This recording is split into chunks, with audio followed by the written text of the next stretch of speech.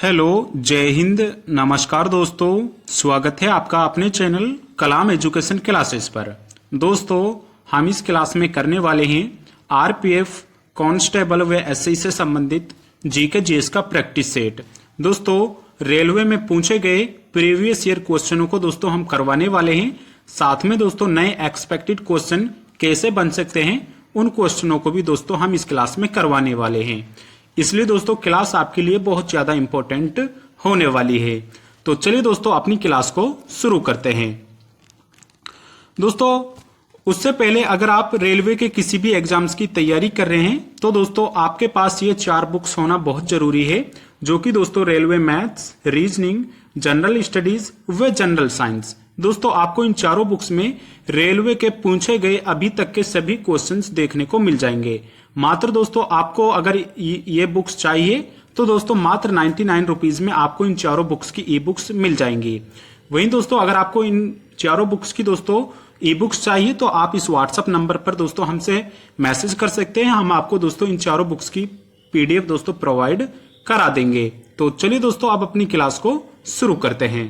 हमारी क्लास का पहला प्रश्न है, निम्नलिखित में से किसने आत्मकथा in the afternoon of time an autobiography लिखी है। दोस्तों किसके द्वारा in the afternoon of time an autobiography लिखी गई है। राइट आंसर होगा ऑप्शन ए, हरिवंश राय बच्चन।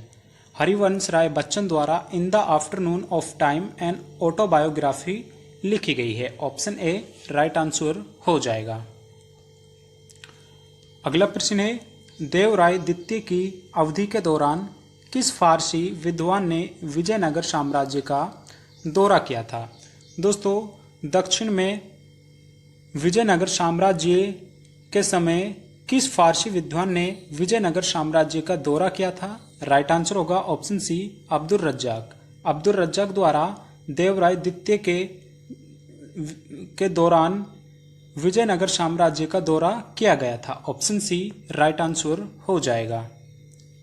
अगला प्रश्न है, निम्नलिखित में से किस राज्य में देश की सबसे बड़ी निजी रेल कोच फैक्ट्री का उद्घाटन किया गया है। दोस्तों वेरी इंपॉर्टेंट प्रश्न है, एग्जाम में छपने वाला प्रश्न है।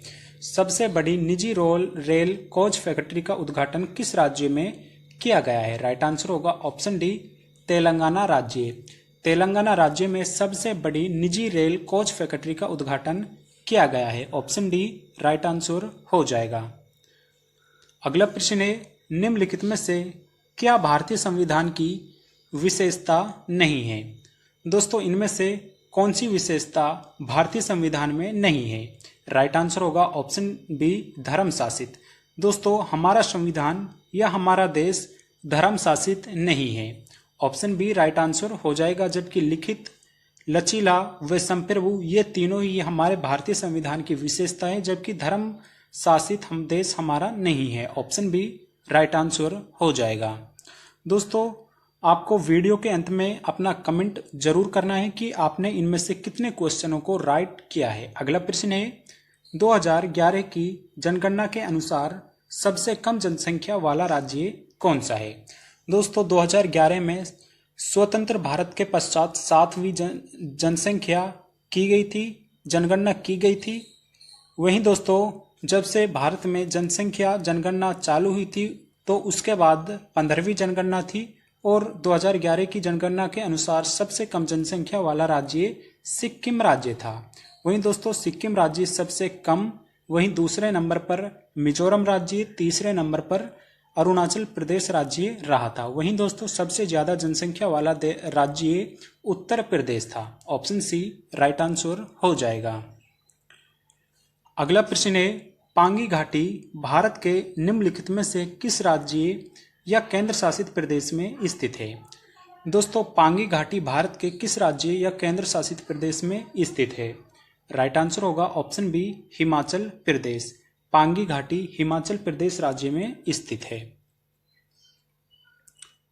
अगला प्रश्न है, बिमस्टेक की 19वीं मंत्री स्तरीय बैठक की अध्यक्षता किस देश ने की है। दोस्तों इंपॉर्टेंट क्वेश्चन है, एग्जाम में आने वाला प्रश्न है। बिमस्टेक की 19वीं मंत्री स्तरीय बैठक की अध्यक्षता कौन से देश द्वारा की गई है। राइट आंसर होगा ऑप्शन डी, थाईलैंड। थाईलैंड द्वारा बिमस्टेक की 19वीं अध्यक्षता की गई है। अगला प्रश्न है, वर्तमान में भारतीय संविधान में कितने अनुच्छेद हैं? दोस्तों, वर्तमान में भारतीय संविधान में कितने अनुच्छेद हैं?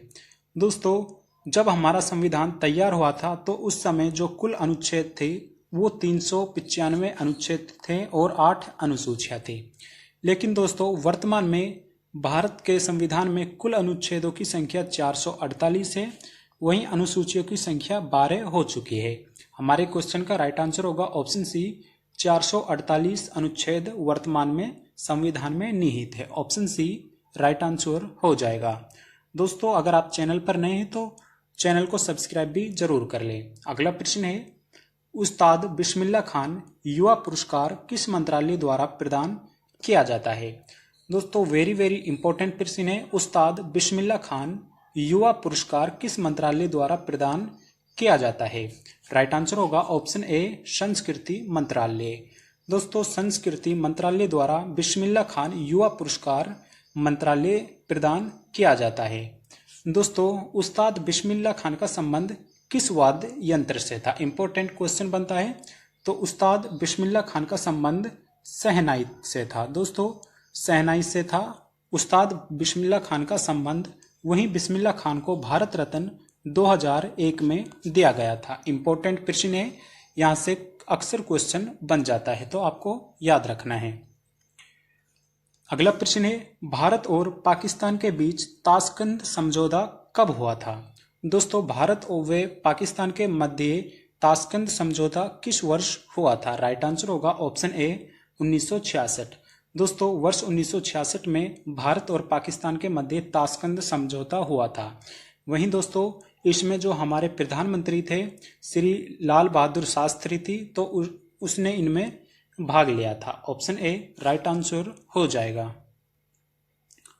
अगला प्रश्न है, भारत की तटरेखा कितने भारतीय राज्यों तक विस्तारित है? दोस्तों, भारत की जो तटरेखा है वो कितने राज्यों से लगती है? तो राइट आंसर होगा ऑप्शन बी, 9 राज्य। दोस्तों, भारत की तटरेखा से 9 राज्य सीमा बनाते हैं।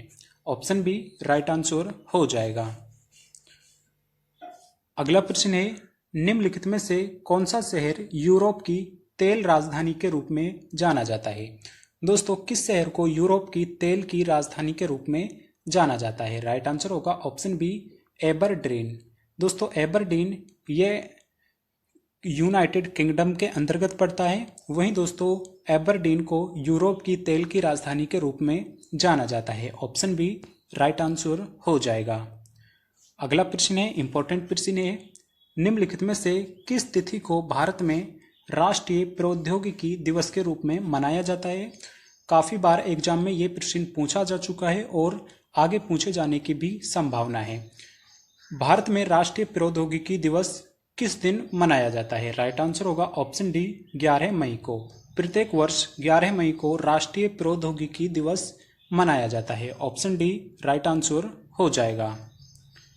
अगला क्वेश्चन है, किस महिला नेता ने द्वितीय गोलमेज सम्मेलन में भारत का प्रतिनिधित्व किया था? दोस्तों, प्रथम गोलमेज सम्मेलन 1930 में हुआ था, द्वितीय गोलमेज सम्मेलन 1931 में, व तृतीय गोलमेज सम्मेलन 1932 में हुआ था। वहीं दोस्तों, जो भारतीय राष्ट्रीय कांग्रेस ने भाग लिया था वो 1931 के द्वितीय गोलमेज सम्मेलन में भाग लिया था। भारतीय राष्ट्रीय कांग्रेस की तरफ से महात्मा गांधी द्वारा इस गोलमेज सम्मेलन में भाग लिया गया था, जो कि लंदन में आयोजित किया गया था। वहीं दोस्तों, तीनों गोलमेज सम्मेलनों में भाग लेने वाले एकमात्र व्यक्ति डॉक्टर भीमराव अंबेडकर जी थे। और द्वितीय गोलमेज सम्मेलन में सरोजनी नायडू द्वारा भी भाग लिया गया था। इंपॉर्टेंट क्वेश्चन बन जाता है। अगला प्रश्न है, द्वितीय जैन परिषद जो वल्लभी में आयोजित की गई थी, इसकी अध्यक्षता किसके द्वारा की गई थी? वेरी इंपॉर्टेंट प्रश्न है। द्वितीय जैन परिषद जो वल्लभी में आयोजित की गई थी, इसकी अध्यक्षता किसके द्वारा की गई थी? राइट आंसर होगा ऑप्शन ए, देववर्धनी क्षमा शिरमण। दोस्तों, द्वितीय जैन परिषद की अध्यक्षता देववर्धनी क्षमा शिरमण द्वारा की गई थी। ऑप्शन ए राइट आंसर हो जाएगा। अगले प्रश्न की ओर बढ़ते हैं।